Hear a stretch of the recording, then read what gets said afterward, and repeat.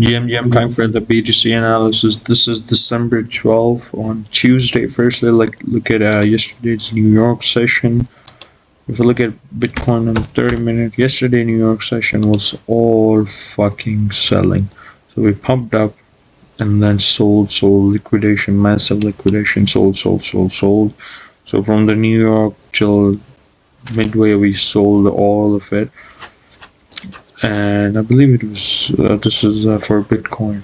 Yeah. So New York session we sold Bitcoin, but also went fucking wrecked. So this was New York. Everybody fucking sold. So everybody sold New York last time. It was inside with shop and long term, and then we came back for the retest. So I want to talk about I want to talk about liquidation event. This is others. Let's look at others. So last one was in 2021. Last one, September 2021, I believe it was.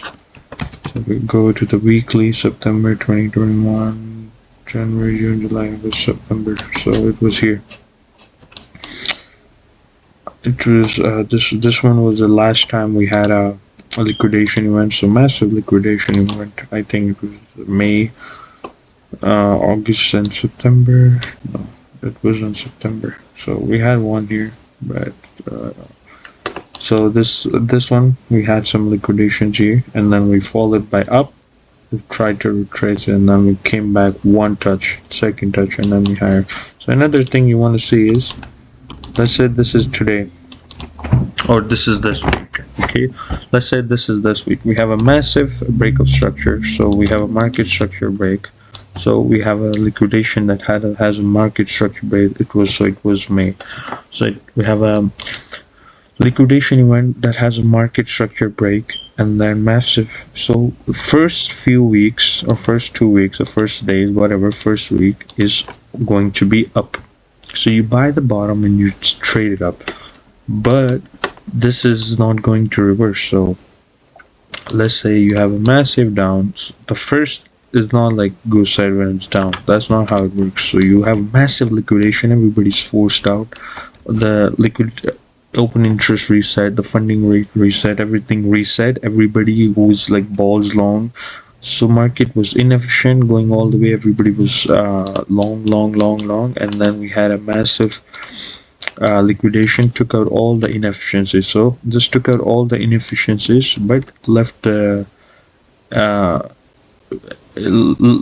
left some inefficiency left. So market all the way down, this resets everything. So this is start from fresh, especially if it's in a bull market, right? If it's in a bull market, that's extra positive. So the first reaction for market would be everybody would buy the dip, because they've been wanting to buy the dip doesn't come, and my first dip, everybody buys it, right? Everybody buys the dip, and we go higher, and then people take profit, or whatever they do, they take profit into this resistance. They take profit into this resistance, and then market, and everybody buys here. So people who are smart, they buy here, right? They buy here, and then we go up from the bottom. We go up another 76%. So we have a rally. Okay, so everybody who's smart, they buys here on the dip. When there's blood on the street, they buy here, and people who are like, you know, like dripping, they get scared and they sell, and they're like, fuck, this is going to zero.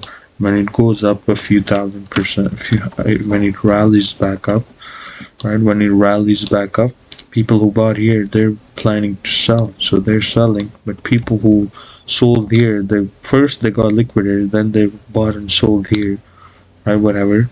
And people who sold here, they see this going up, and they FOMO in here, comes down, FOMO in here, and then people FOMO thinking, oh, this was just a leverage shakeout, blah blah blah, and then we go lower, and then they get over leveraged, they get stopped out, and smart people, they buy here for long term, and they are like, oh, this is a higher low, and then we're going lower, and they sell, and then they see the market going lower, and there's FOMO, and then they FOMO finally they're like no.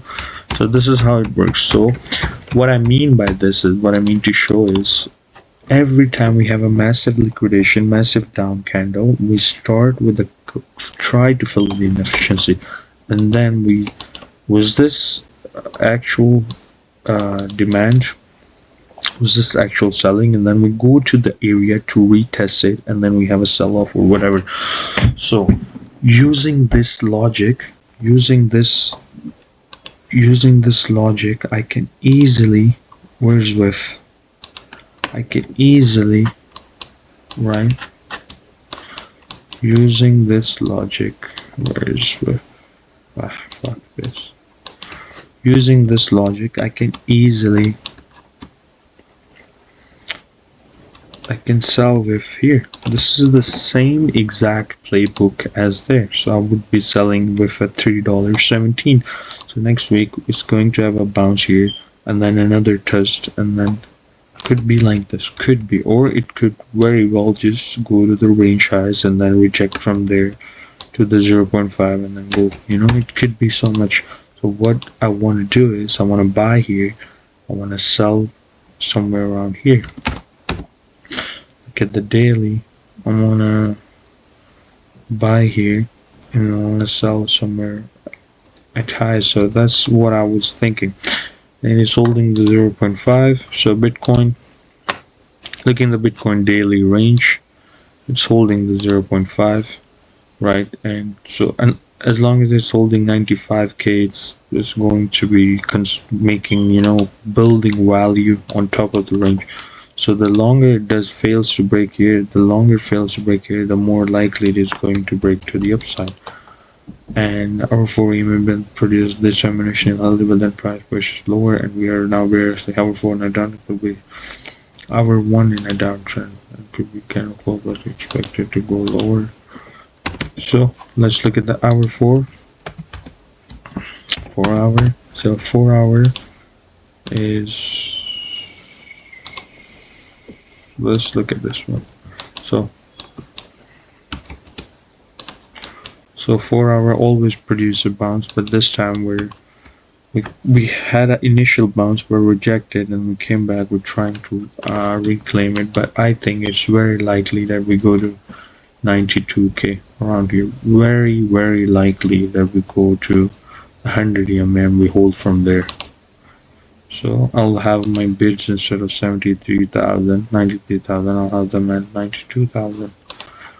And BTC dominance, judging the daily, BTC dominance, lower time frame is good, 4 hour and daily, but looking at the daily, it's touching the 200 EMA, so this could, as I mentioned, this cross this, and this can even go here and then go lower.